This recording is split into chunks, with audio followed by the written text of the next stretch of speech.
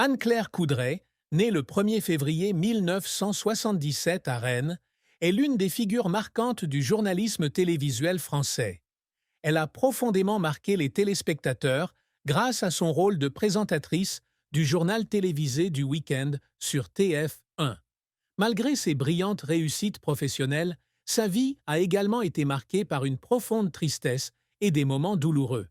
La plus grande tristesse d'Anne-Claire est probablement la culpabilité et la pression de devoir concilier sa carrière exigeante et son rôle de mère envers sa fille Amalia, née en 2015. Journaliste de renom, Anne-Claire doit souvent composer avec des horaires chargés. Entre la présentation des journaux télévisés de 13h et 20h le week-end et les reportages internationaux. Les longs trajets professionnels, les longues nuits de tournage et les vacances manquées avec sa fille l'ont laissée en larmes.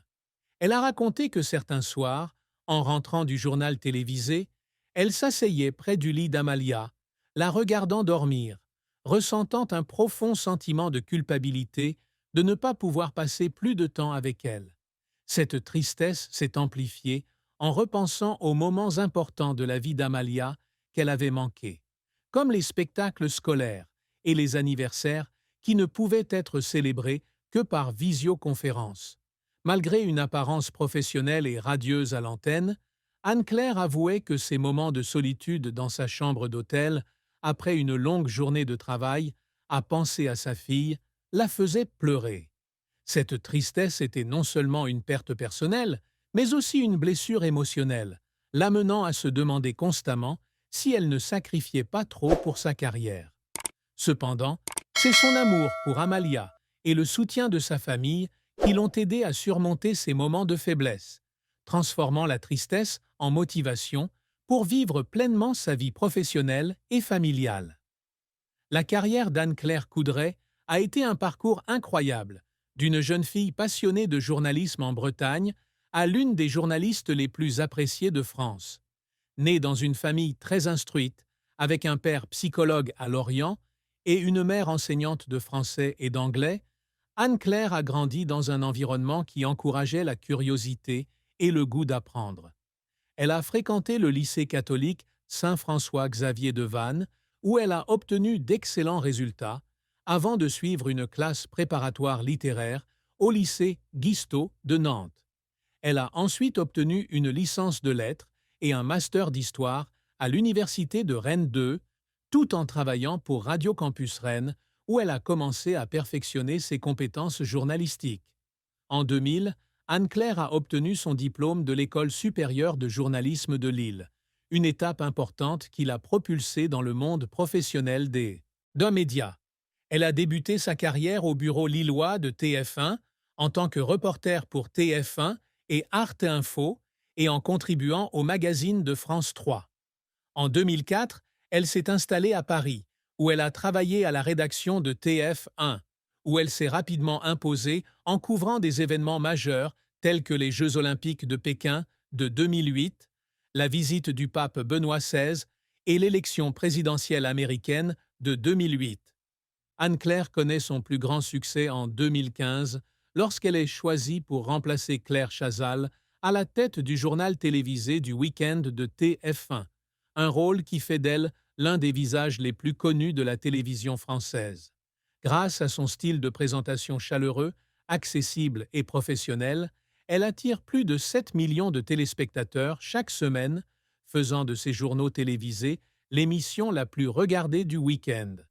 Elle est également invitée à animer des événements importants, comme le défilé du 14 juillet avec Gilles Boulot et des documentaires sur les Restos du Cœur, où elle fait preuve de sensibilité et de compassion en interviewant des personnalités de tous horizons. En 2023, elle est nommée marraine de la Patrouille de France, devenant ainsi la deuxième femme seulement à recevoir ce titre, témoignant de son influence non seulement dans le journalisme, mais aussi dans la culture française. Cependant, la carrière d'Anne-Claire n'a pas été sans difficulté. Dès ses débuts à TF1, elle a été critiquée pour certains de ses reportages jugés peu approfondis, ce qui l'a mise sous pression de la part des rédacteurs et des téléspectateurs.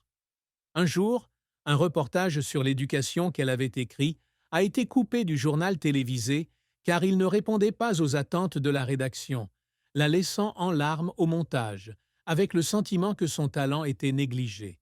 Ses années de correspondante internationale lui ont également valu des moments difficiles, comme des reportages dans des zones de crise, où elle a été témoin de scènes déchirantes comme la famine et les conflits.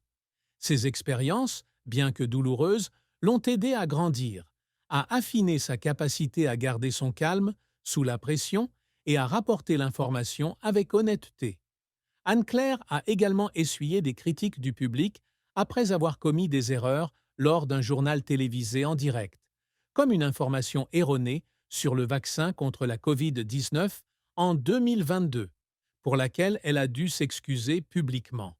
Ces moments, bien que douloureux, l'ont motivée à apprendre constamment, à se perfectionner et à construire une carrière durable.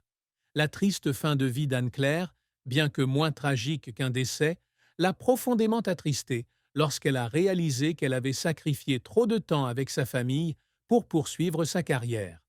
En 2020, pendant la pandémie de COVID-19, alors que le monde entier était en ébullition, Anne-Claire a continué à travailler au studio de TF1 à Boulogne-Billancourt, tandis que Paris se taisait. Elle a ressenti une profonde tristesse lorsqu'elle a été loin d'Amalia pendant les mois de confinement, ne pouvant lui parler que par téléphone. Un soir, après avoir présenté un reportage sur l'augmentation du nombre de morts, elle est rentrée chez elle et a fondu en larmes, se sentant impuissante de ne pas pouvoir être auprès de sa fille pendant ces jours difficiles. Cette tristesse s'est aggravée lorsqu'elle a pensé à sa grand-mère Jeanne, qui vivait à Locmaria-Caire, où elle ne pouvait pas aller en raison des restrictions de voyage.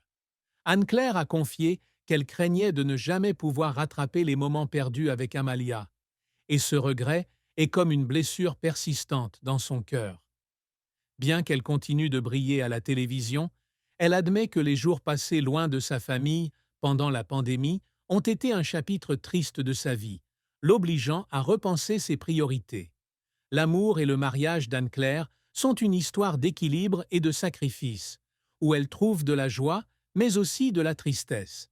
Elle vit avec Nicolas Vix, homme d'affaires prospère et fondateur de WePlay, une entreprise de vêtements et d'accessoires de sport. Ils se sont rencontrés en 2014 et leur relation s'est rapidement épanouie grâce à leur compréhension mutuelle. Nicolas, avec ses opinions politiques et commerciales pointues, discutait souvent de l'actualité avec Anne-Claire, lui offrant un regard neuf.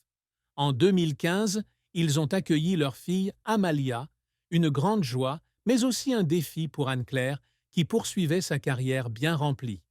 Elle a un jour confié que Nicolas était un père dévoué, s'occupant souvent d'Amalia lorsqu'elle devait travailler le week-end et que son soutien l'avait aidé à surmonter les pressions de sa carrière et de sa famille. Cependant, la relation d'Anne-Claire n'a pas été sans heurts. En tant que mère, elle se sentait souvent coupable de ne pas pouvoir passer plus de temps avec Amalia. Certains soirs, Nicolas et Amalia jouaient à la maison, et Anne-Claire devait rester en studio pour préparer la nouvelle. Ces moments la faisaient pleurer, car elle avait l'impression de manquer des moments précieux avec sa fille.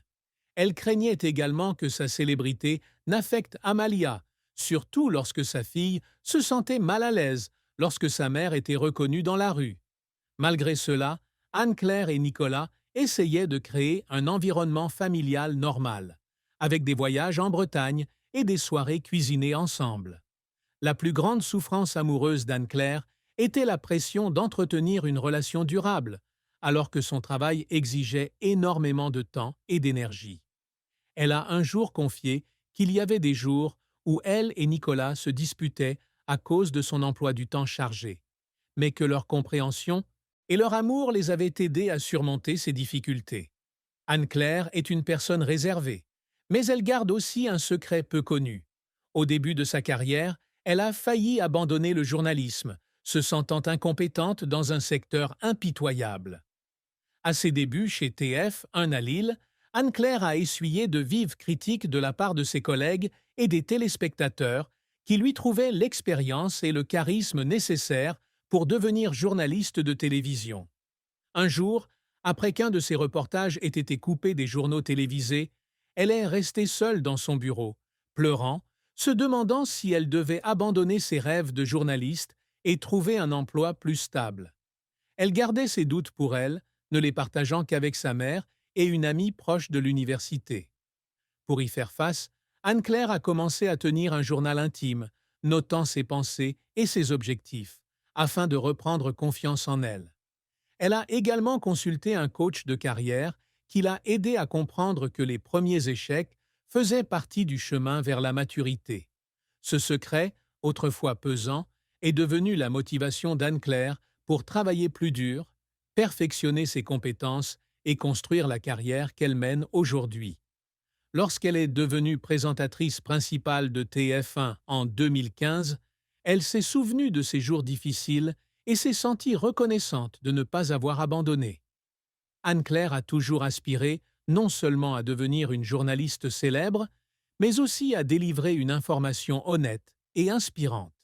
Dès son plus jeune âge, elle rêvait de devenir une journaliste porteuse de changements positifs, inspirée par les correspondants de guerre qu'elle admirait.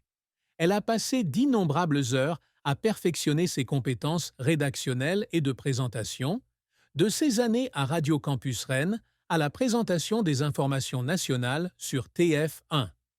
L'une de ses plus grandes réussites est d'animer les journaux du week-end sur TF1, où elle ne se contente pas de rapporter l'actualité, mais partage également des histoires humaines, comme des reportages sur les Restos du Cœur ou les infirmières pendant la pandémie de Covid-19.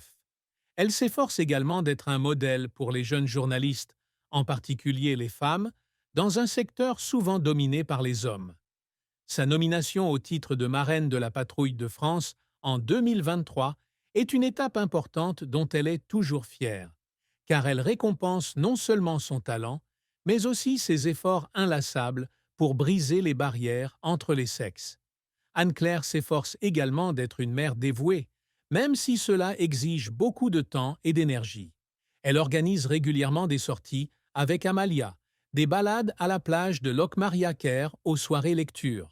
Elle s'implique également dans des actions caritatives, notamment en Sosendine, soutenant des établissements scolaires en Bretagne, afin de redonner à la communauté qui l'a élevée.